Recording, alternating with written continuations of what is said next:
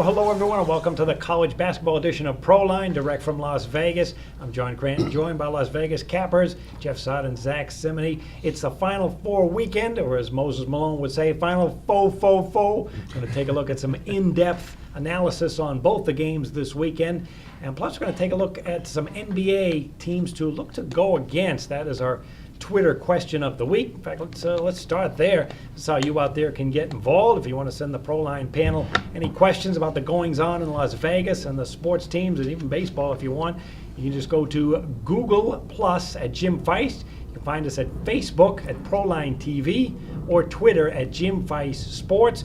This week's Twitter question comes from Jim Turner in Auburn, Maine. I'm looking for some NBA teams that have packed in the season, possible go-against. What do you guys think? All right, well, Jeff, this is the time of year where a lot of some teams are playing for position, but some teams are just packed it in. When you handicap games, are you looking at maybe 75% of your picks are go against teams that have given up?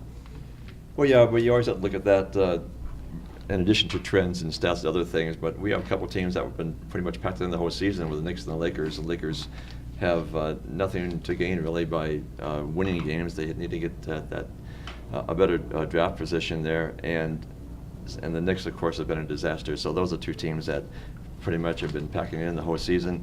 We have other teams, because of the Eastern Conference, because it's so bad, we have teams that normally we'd be packing in, but they still haven't been mathematically eliminated from the playoffs, so they're still playing pretty well. Detroit Pistons recently won 4 in a row, and then they lost to the Heat. And so because of that, I don't know why some of these teams might make the playoffs, but they'll be one and done. So they might even be better off not making the playoffs to get a better draft choice. But so you have to look at each team individually. The Denver Nuggets are going nowhere, but they have an interim coach, and I'm sure all he cares about is winning games right now. He doesn't really care about the draft or anything else. So things like that you have to look at. But the way it looks now, we're going to have 3 teams in the Eastern Conference making the playoffs under 500, and we're going to have a couple teams in the Western Conference over 500 that won't be in. So they're talking about having the 16 best teams in the playoffs. I'm not sure if that's ever going to happen. Right now, they're just hoping that it evens out sometimes. But the way the NBA is right now, you got to really check out these teams the last couple weeks of the season and see if they're really trying or if they're resting their players.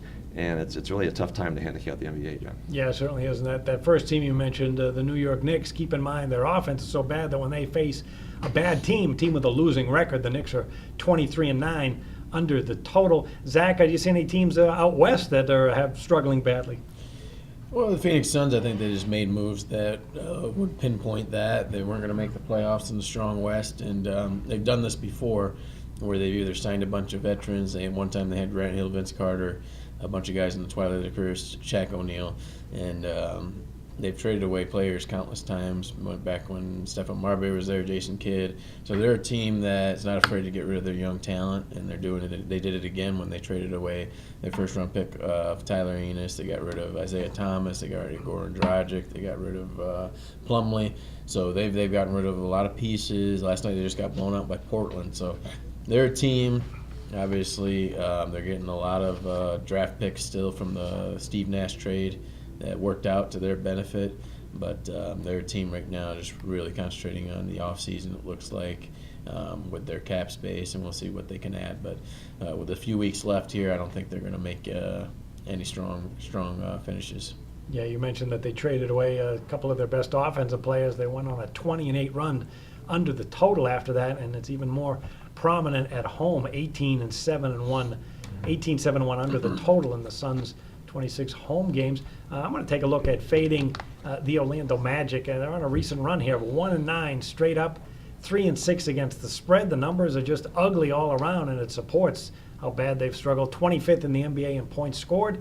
They're 25th in points allowed. They're also 27th in rebounds, just nothing going well for them.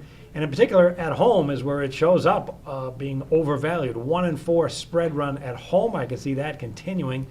And if you like to take a look at totals, this Orlando team just not playing any defense of late. Look at the 7-game stretch they were on recently. They gave up 123, 107, 107 again, 104, 119, 95, and 111 points. So there's just no defensive intensity, and that can happen as you come down the stretch. Teams just don't care anymore. If anything, they're worried about concerned about padding their offensive numbers. If guys are going to go as free agents in the offseason, they can say, hey, look, I scored 25 points per game the last couple months of the season. But defense takes a lot of hard work and effort, and a lot of these teams that just are out of it, they just give up on defense.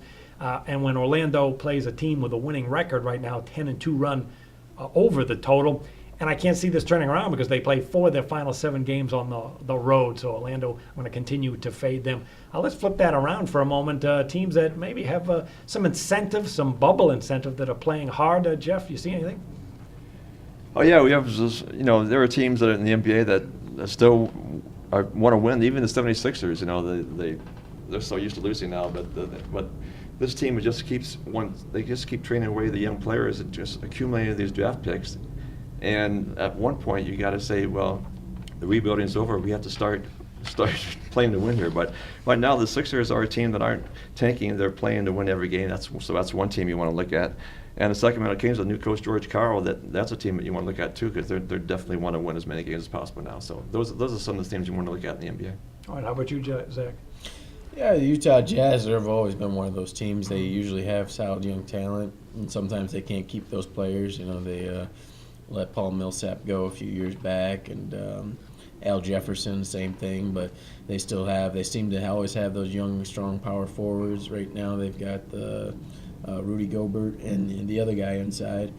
They let Enes Kanter go, but they've got a little feud going on between them and whatnot. It's been in the media, but Gordon Hayward is one guy they were able to keep, and he seems to be a guy that, as a leader of the team, brings solid effort each and every night. He's a 6'9", versatile guy that can do it all. So the Jazz, they still have young pieces. They're trying to develop the guard position, but on a nightly basis, you really don't know what you're going to get from them, but they do play strong. Well, I want to take a look at the New Orleans Hornets, or New Orleans Pelicans, but the thing about them is looking to go against them. I think this is a team that may fade down the stretch. Now, I understand they have a winning record and some good young players, but here's the deal. They are technically still alive for a playoff spot, but look at their schedule down the stretch. Very difficult. They got to play at Portland, at Memphis. They're home against Golden State. Have to hope that that's one of those games the Warriors don't want to play their players. And even the final home game against the San Antonio Spurs. And plus, they play 6 of 8 games on the road. So I know they're technically alive, but there's a lot of things that stack up against them. And they're not covering games at home of late. 2-5 against the spread at home. So a little bit of overvalue with New Orleans. And also, when this team has one day of rest, they're 11-5 over the total, certainly focused more on offense.